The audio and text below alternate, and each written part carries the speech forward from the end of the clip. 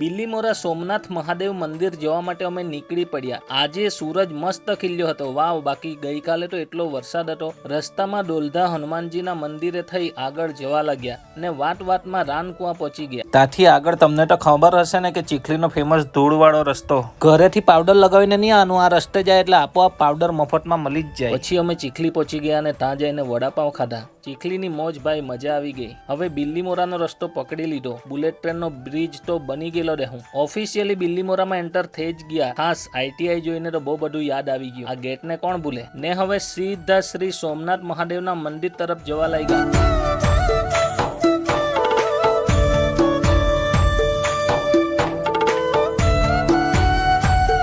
પછી અમે ત્યાં જ ફરવા ગયા। દુનિયાભરની સ્ટોલ ત્યાં તો લાગી છે ભાઈ। ફરતા ફરતા અમને કેટલાક વિડીયો ચાહક મળી ગયા। પછી અમે મેળો ફરવાનું કન્ટિન્યુ કર્યું। પછી અમે આમ તેમ ફરીને બધું જોઈને ત્યાંથી નીકળી આવ્યા। પછી